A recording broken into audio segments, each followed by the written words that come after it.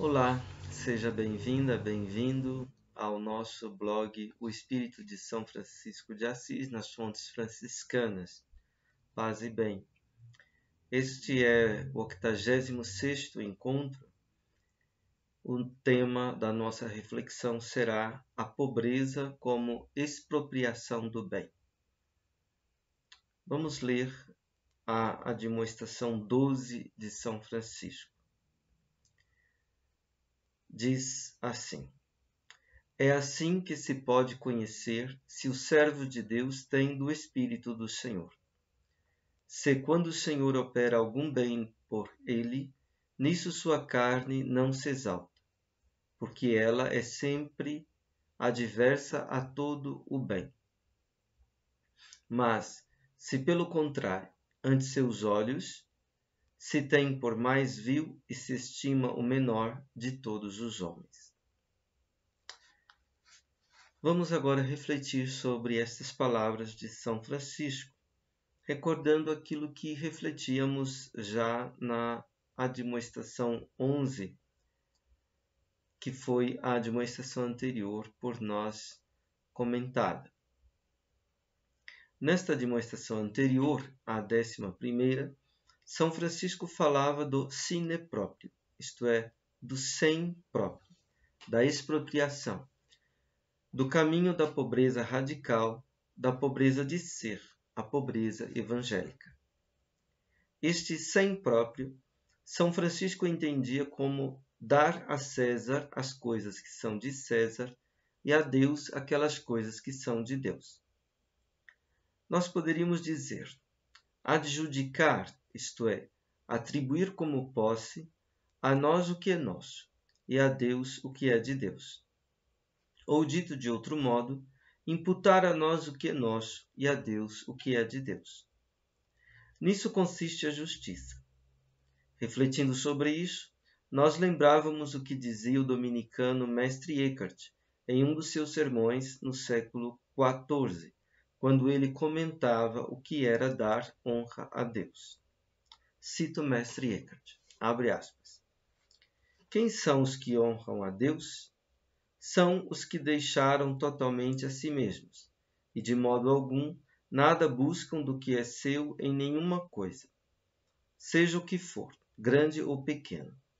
Não veem nada abaixo, nem acima de si, nem ao seu lado, nem em si mesmos. Que não procuram bem, honra, conforto, prazer, utilidade, nem interioridade, nem santidade, nenhuma recompensa, nem mesmo o reino dos céus, e que se tornaram exteriores a tudo isso, a tudo que é seu. Dessas pessoas, Deus recebe honra.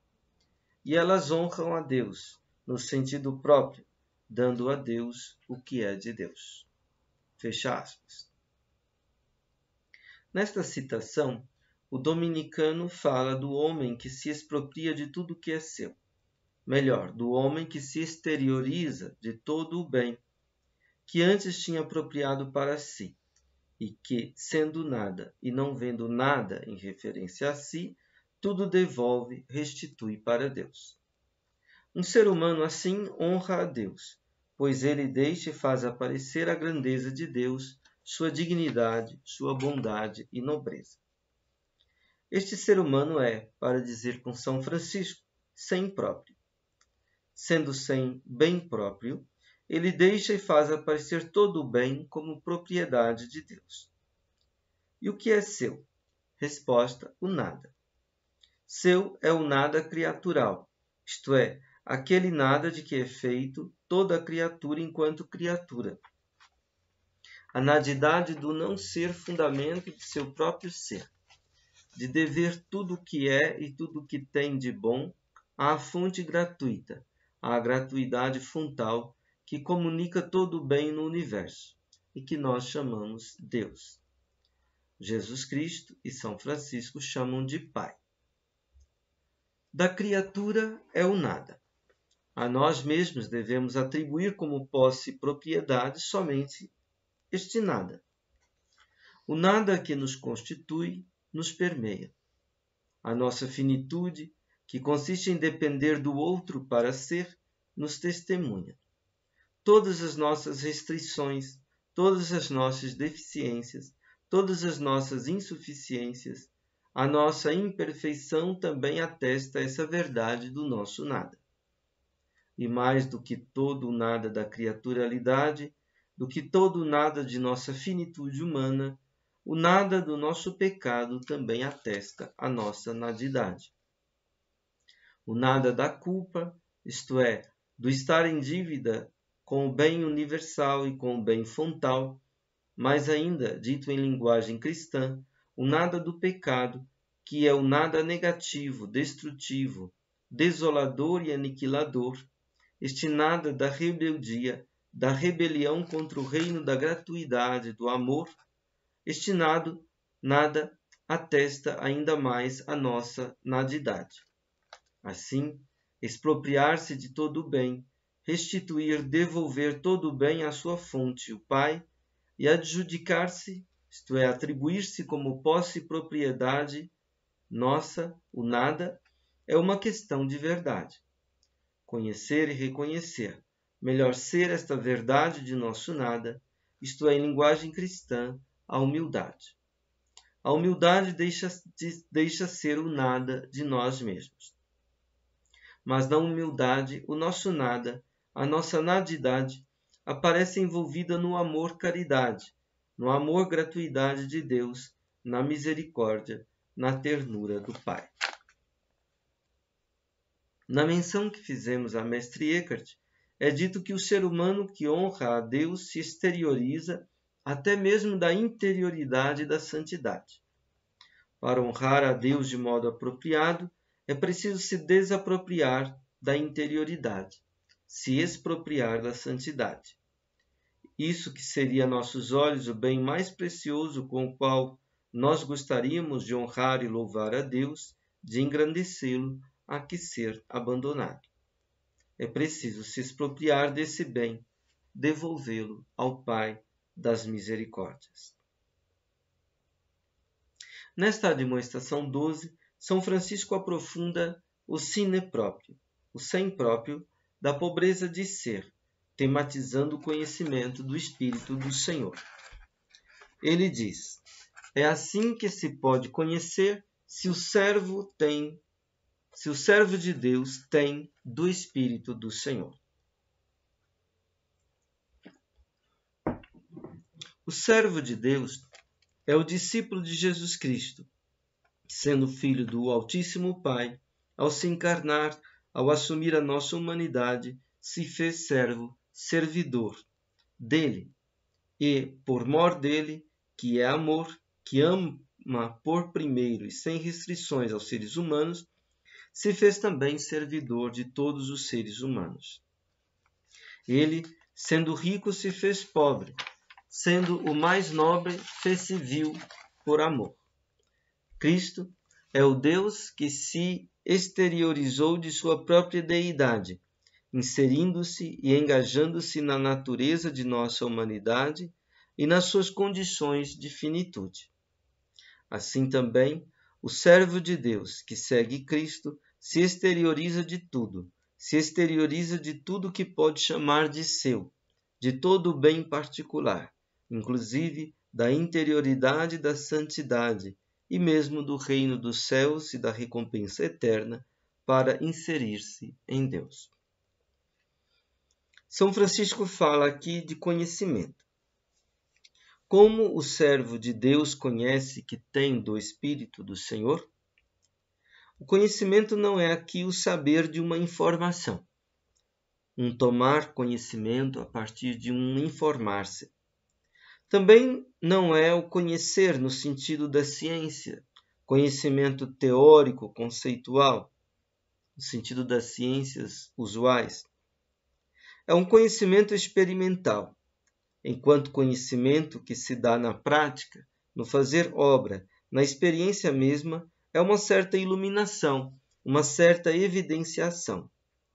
Esta iluminação, esta evidenciação, proporciona discernimento para continuar engajado, inserido no agir do seguimento, que é um certo padecer e receber no meio da experiência do fazer obra.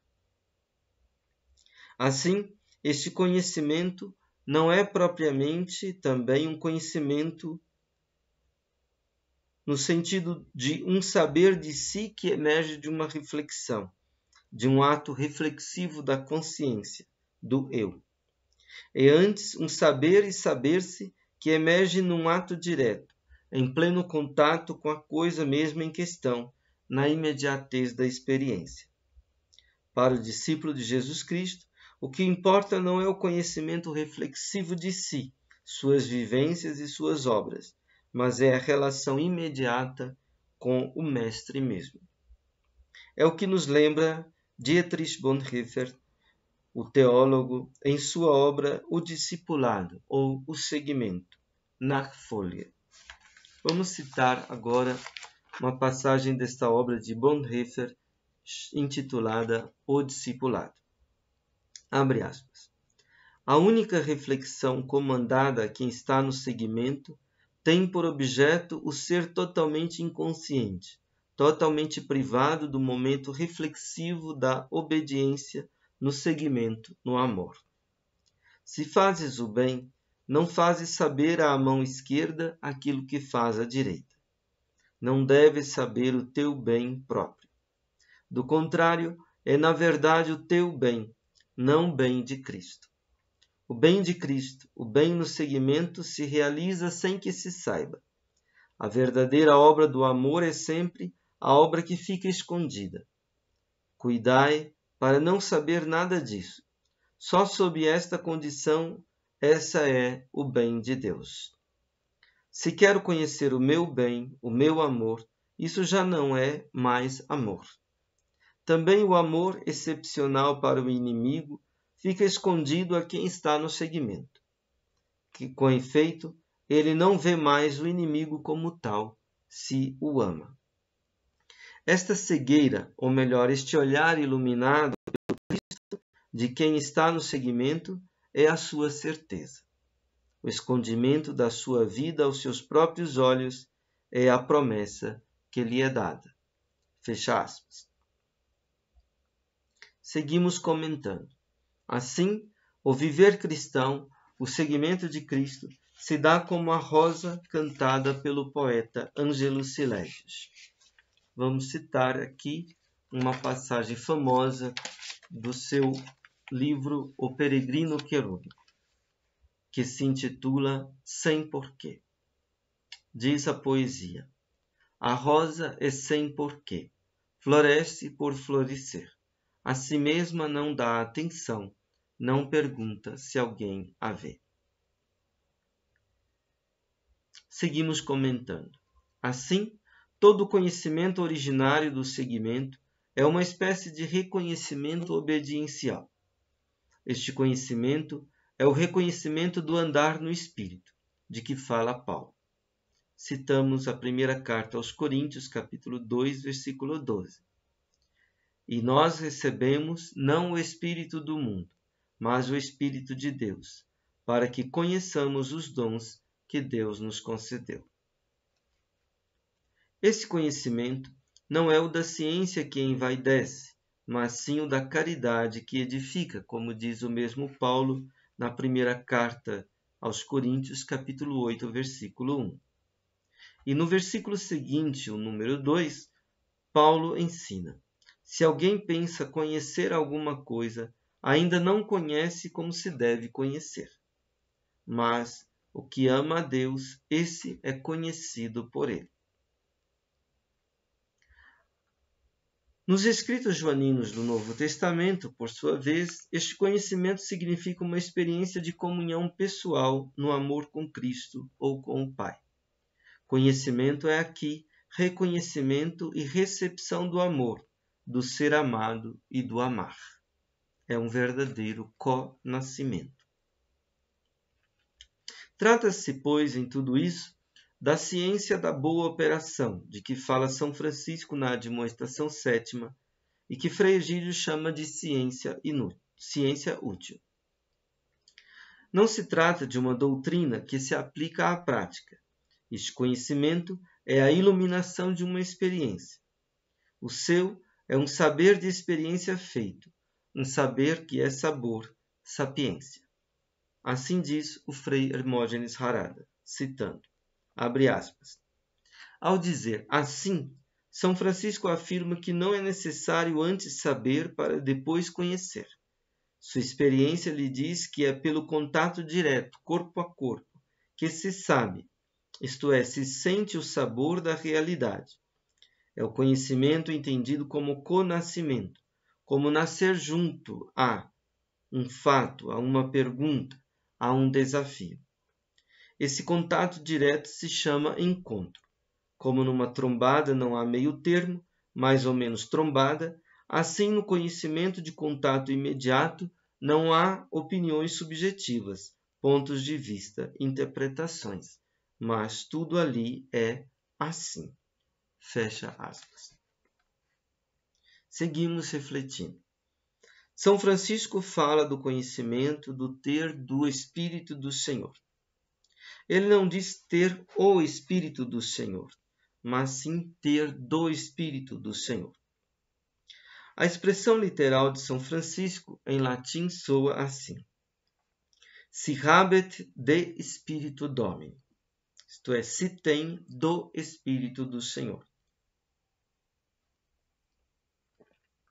O verbo habere, ter, não significa aqui possuir. Não se trata de possuir o Espírito do Senhor. Ter significa aqui manter, manter-se, manter o vínculo com. Já a preposição de dá a noção de ponto de partida, de lugar de saída, de origem. Em outro sentido, a preposição dá uma ideia partitiva, isto é, de partição. Podemos entender assim: ter do Espírito do Senhor significa manter-se no vínculo com o Espírito do Senhor, partindo dele, encontrando nele o ponto de partida, o lugar de saída, a origem de todos os comportamentos. Por outro lado, pode significar também que o Espírito do Senhor se reparte, se comunica a todos os que o seguem. Manter o vínculo com ele é participar, isto é, tomar parte da plenitude da bondade, do amor gratuidade que ele comunica aos que o seguem. Por isso, o conhecimento é aqui uma participação vital, uma comunhão pessoal, no amor de encontro e no encontro do amor para com ele, o Senhor. O Espírito do Senhor é sua vida, seu sopro, seu respiro, sua vitalidade. É também o fogo acalentador e iluminador de seu amor. É ainda seu modo de ser, de viver, de pensar. Quem mantém o vínculo com ele participa desta vitalidade. Ele se torna a vida de sua vida. Participa também da força iluminadora de seu amor. Quem parte desse Espírito do Senhor e dele participa, anda no Espírito e não na carne, isto é, anda segundo a inspiração divina e não segundo as frágeis pretensões dos mortais. Ser cristão ainda não garante ser espiritual. Se nos ativermos ao que diz Paulo aos Coríntios, podemos concluir isso. Ser carnal ou ser espiritual é uma questão de ser imaturo, pueril, ou de ser maduro, adulto, na fé e no amor. Diz Paulo, na primeira carta aos Coríntios, capítulo 3, versículos de 1 a 3. Abre aspas. E eu, irmãos, não pude falar-vos como a homens espirituais, mas como a carnais, como a crianças em Cristo. Dei-vos a beber leite, não vos dei comida sólida, porque ainda não podias suportá-la. E nem mesmo agora podeis, porque ainda sois carnais. Se, pois, entre vós há invejas e discórdias, não prova isso que sois carnais e viveis uma vida puramente humana? Fecha aspas. Carnal é o ser humano que é deixado à mercê das pretensões humanas. Espiritual é aquele que tem do Espírito do Senhor. Assim, há um modo carnal, pueril e imaturo de ser cristão, e há também um modo espiritual, adulto, maduro de ser cristão. O espiritual não é nenhuma coisa etérea, sutil, alguma energia, etc. O espírito não é nenhuma coisa. O espírito é uma temporalização, uma maturação do ser humano para a liberdade da transcendência e a transcendência da liberdade.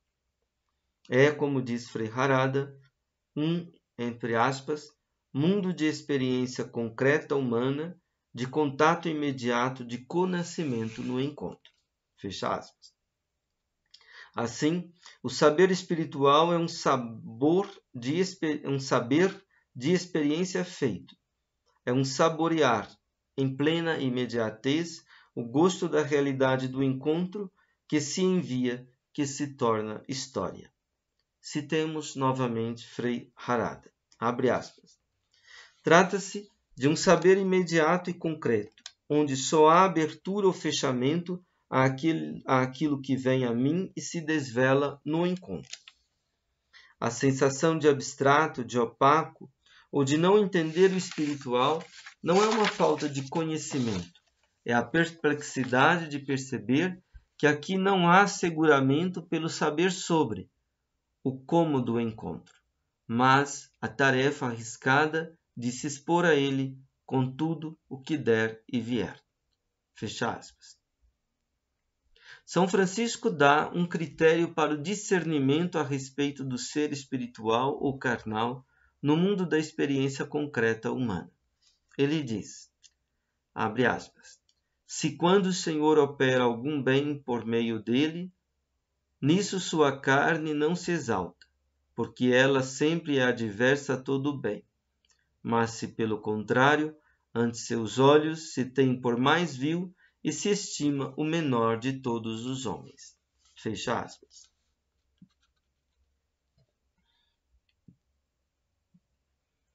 É Deus que opera o bem através do ser humano. Sempre que uma boa obra venha à luz, seja feita por quem quer que seja qual for a circunstância, a autoria dessa obra boa é, em última instância, o Senhor. O ser humano é apenas o tronco por onde passa a seiva do bem, que floresce e frutifica nas obras do amor. Deus é a raiz e o chão de onde esta seiva promana. Nos louvores para todas as horas, compostas por São Francisco, invocamos ao onipotente, santíssimo, altíssimo, sumo Deus, dizendo: És todo o bem, o sumo bem, o bem total, o único bem. Toda a bondade que toma corpo nas operações humanas, podemos dizer, provém desse único bem. Deus opera todo o bem que vem à luz nas ações humanas, como obras boas, como as obras do amor e gratuidade. O ser humano põe em obra o bem livremente, de boa e livre vontade, mas sem a bondade frontal, que é o Espírito Santo, ele não pode realizar nenhuma boa possibilidade. As boas obras da liberdade humana são, em última instância, boas obras da liberdade e da graça, frutos do Espírito. Já meditamos nisso quando lemos a Admoestação 8ª, em que São Francisco retomava o dito de Paulo: ninguém pode dizer Senhor Jesus a não ser no Espírito Santo. E ainda, não há quem faça o bem, não há um sequer. A boa operação humana é, pois, uma participação vital na boa operação divina, gratuita e graciosa. Este participar é deixar ser, deixar passar a força, a seiva da bondade divina, deixá-la tomar corpo, florescer e frutificar na vida humana. O agir humano é, assim, em última instância, um deixar ser esta força, este vigor da bondade frontal. O ser humano é pastor, isto é, cuidador, curador desta força da bondade no mundo. é responsável por deixá-la tomar corpo nos mundos humanos. Mas se isso acontece, isto é, se o Senhor opera alguma obra boa, algum bem, através dele, ele não deve se arrogar o mérito deste bem. Seu poder participar livremente é também uma graça concedida pelo Senhor. O Senhor não precisa de nós para operar o bem, mas por amor quis precisar. Ele não precisa de nosso serviço, de nosso obséquio, mas por amor quis precisar. Ele poderia ser o que ele é sem nós, sem nosso serviço, mas por amor não quis ser sem nós, sem nosso serviço, sem nossa ajuda e participação no bem, na salvação do mundo. Que nós possamos servi-lo, isso é uma graça. Tudo é graça. O homem pobre, sem próprio, sabe isso. Sabe com saber que é sabor, com saber que é de experiência feito. O homem pobre vive num mundo de dons, num mundo onde a gratuidade é que dá o tom a tudo, não o mérito e a conquista humana. No entanto, o homem que pensa ser ele o dono, o senhor, o possuidor e o proprietário do bem, é, além de ignorante e pretensioso, arrogante e soberbo, também imaturo, pueril, para dizer com Paulo, é carnal.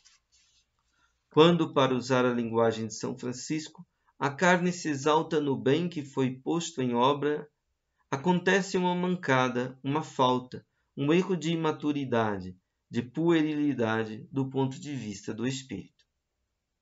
O exaltar da carne é aqui a tentativa do eu de crescer e aparecer, de adjudicar, isto é, de atribuir a posse da bondade para si mesmo.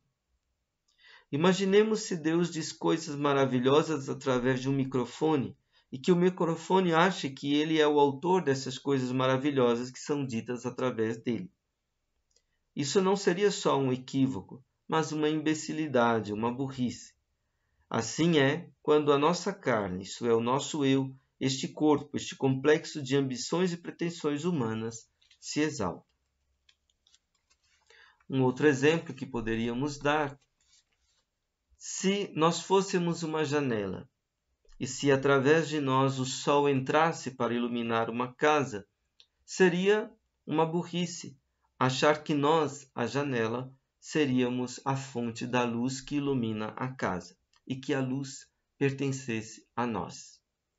Assim é aquele eu que se exalta do bem que o Senhor opera através dele. São Francisco diz que a carne é sempre contrária a todo o bem.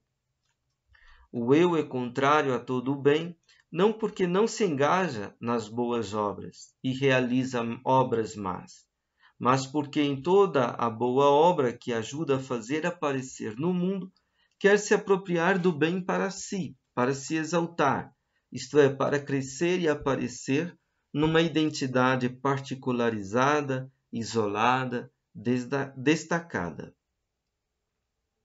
Este eu que quer ser distinto, nobre, é raquítico, inane, oco, e quer se alimentar da vaidade, do autodeslumbramento e do deslumbramento que reluz em torno dele quando os outros o reconhecem como bom, como útil, como agradável, como homem interior, como santo, etc. Mísero é o ser humano que troca a identidade de ser filho de Deus, de ser a imagem do Pai segundo o Espírito e a imagem do Filho segundo o corpo, como diz São Francisco na Admoestação Quinta, pela identidade deste eu mirrado, mas que é burro, obtuso, tapado, para a grandeza, a amplidão, a profundidade e a originariedade da bondade difusiva de si mesma, que é Deus, bondade que se comunica em todo o universo, na natureza e na história dos seres humanos, em toda parte e a todo momento. Frei Harada diz, abre aspas, bem é toda a concretização do amor de Deus. Para São Francisco, Deus é o sumo bem. Toda e qualquer atuação que acontece através dos homens, da natureza, em mil e mil maneiras, é como que o amor humilde, a pulsação de Deus oculta no universo. É como que amor-serviço de Deus trabalhando de mil e mil maneiras, continuamente. O nosso eu faz muito bem, mas não entende o bem assim como São Francisco entende. Sempre resiste, se aposta, faz o contrário do que o sumo bem faz. Fecha aspas. São Francisco identifica a pobreza do espírito, o sem próprio, a exteriorização e a expropriação em relação a todo o bem por parte do servo de Deus como humildade e minoridade. Ser humilde é, na linguagem de São Francisco, ser vil, ser menor. Abre aspas.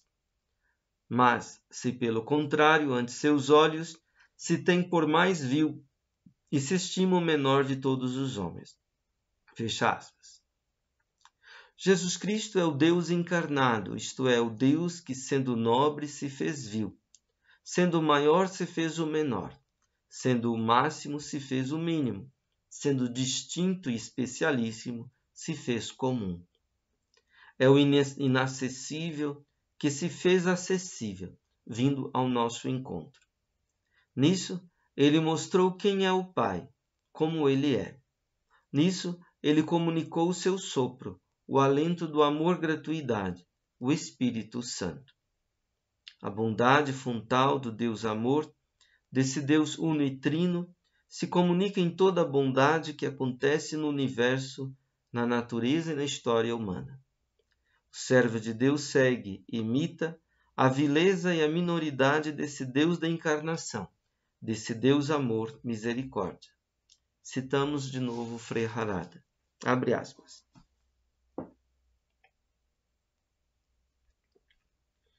Precisamos recuperar o sentido originário das palavras vil e menor, pois elas são importantes demais para a espiritualidade franciscana.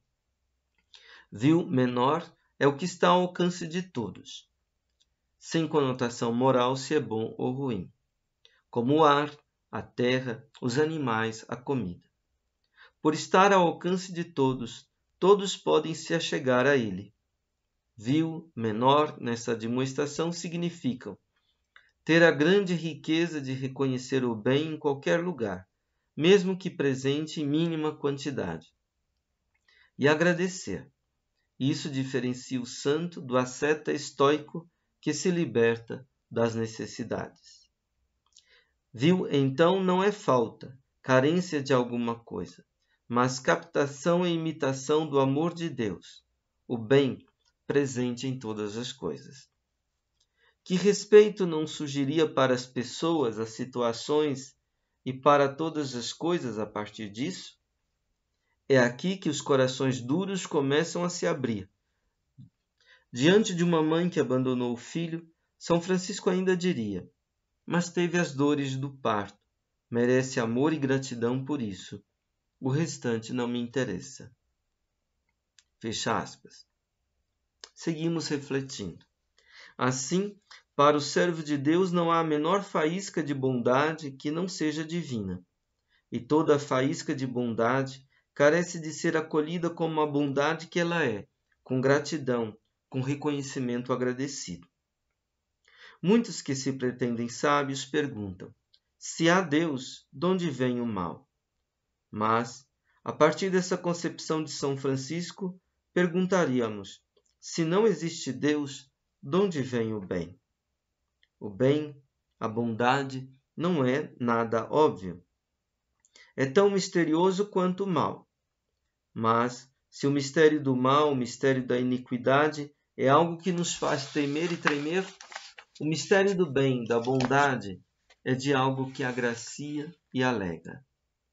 Os seres humanos, revoltados, ingratos, destituídos da memória do coração, que é a gratidão, muitas vezes fixam o olhar nos males, mas são incapazes de fixar o olhar no bem. Estão sempre dispostos a se queixar do mal, mas pouco dispostos a agradecer o bem. Se o eu atribui a si o bem, acaba por acusar a Deus pelos males, que sobrevém aos seres humanos. Mais uma vez citemos o comentário de Frei Harada. Abre aspas. Nas palavras vil, menor, ecoa a experiência do operário da riqueza do Senhor. Imaginar alguém que realmente entende e vê o amor de Deus assim. Se nasce o sol, agradece a Deus, e vê nele um seu sinal. Se o sol queima e dá aquela seca que revolta as pessoas, ele fica com pena de Deus, porque não vê em Deus um prepotente que poderia ajudar e, pelo contrário, está queimando indiferente. Ele sofre com isso, mas tenta ajudar as pessoas como Deus ajudaria. Não consegue livrá-las da seca, mas está junto a elas para viver e transmitir o que é amar, convidando a todos para fazer a mesma coisa. Talvez pense, os homens estão revoltados porque não conhecem bem a Deus e não o amam. Este alguém sente cada vez mais pulsar em si um outro tipo de eu, continuamente preocupado em aumentar a área de atuação da misericórdia de Deus, e entende a si mesmo como aquele que serve, entusiasmado por ela, preocupado por não conseguir trabalhar bastante por ela. Entender isso é fogo, porque se na provação há pessoas que você ama, a tendência de se vingar de Deus. No entanto, e se alguém tenta mais e mais amar a Deus sobre todas as coisas, o justifica diante da humanidade, tenta fazer que quem que está revoltado compreenda, não só explicando, mas agindo como Deus agiria, como São Francisco fez diante do leproso. Uma pessoa que faz isso está se considerando como o menor de todos os homens. São Francisco diz: quem faz isso participa do Espírito do Senhor. São Francisco acha que esta minoridade é o princípio da nova humanidade, o princípio que reforma o universo. Fecha aspas. Ser menor é ser nada. É sendo nada, deixar ser o ser e o nada de tudo. Trata-se de uma finitude agraciada e agradecida, não de uma finitude desgraçada e ingrata. Ser menor significa ser nada. Mas nós já somos nada. Como então vir a ser o que já somos? E, na verdade, tudo o que somos, precisamos vir a ser. Precisamos, isto é, deixar ser, deixar vigorar. Ser menor é deixar vigorar o nada de nós mesmos, de um modo agraciado e agradecido. Não somos capazes de ser menor? Fracassamos querendo ser sempre ainda algo, alguém? Então tomemos este fracasso como convite a entrar ainda mais na nossa nadidade. Ser menor é nos exteriorizarmos de toda a interioridade. É nos expropriarmos da santidade. É que no fundo de nossa busca por perfeição moral e espiritual, por interioridade e santidade, por recompensas celestes pelo reino dos céus, subjaz muitas vezes a pretensão carnal da onipotência. É o que nos ensina o Frei Harada a partir de uma carta a uma religiosa. Abre aspas. Eu pessoalmente acho que é esse ideal de autossuficiência onipotente que bloqueia a via da minoridade, frustrando a gente em todas as tentativas de ser grande. Ser menor é não ser grande em nenhum sentido, nem mesmo na humildade ou santidade.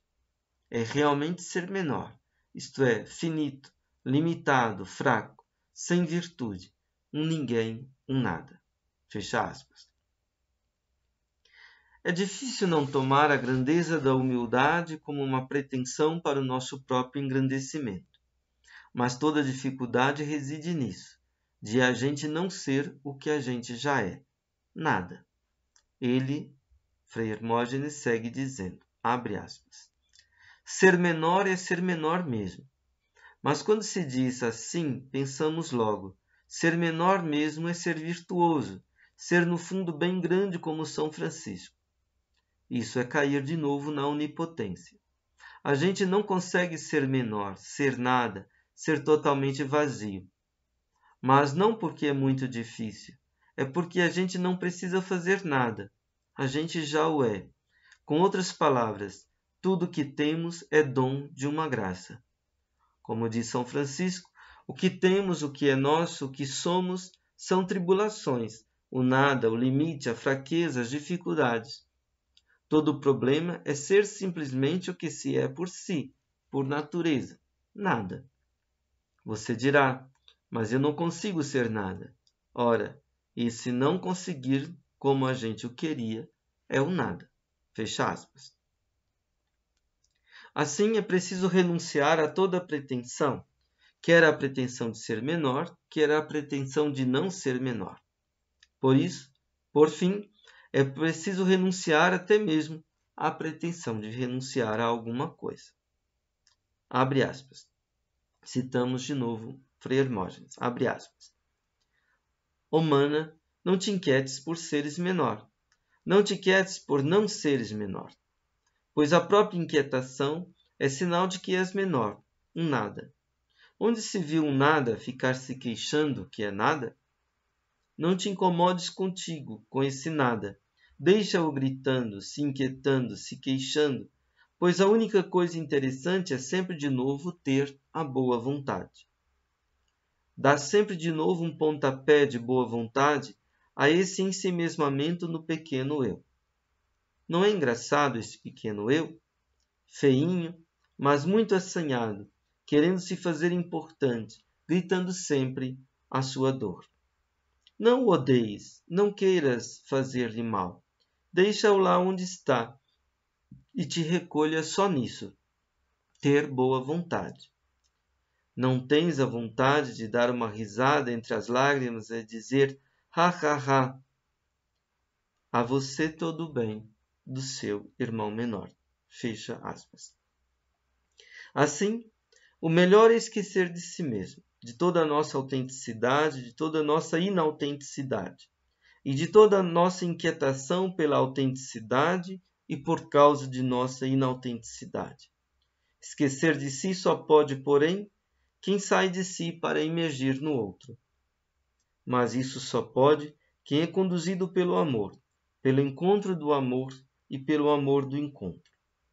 Cristo, em certo sentido, não está nem aí se conseguimos ou não vencer o nosso egoísmo. É que uma vitória sobre o egoísmo, que é uma vitória do eu, é ainda uma vitória do egoísmo. Só o amor vence o egoísmo, sem que esta vitória seja celebrada como uma exaltação do próprio eu. Assim, bendita é a inocência do amor, que traz consigo uma cegueira para consigo, que é, na verdade, a mais sublime iluminação. Muito obrigado pela sua atenção, pela sua paciência e até a próxima oportunidade. Paz e bem.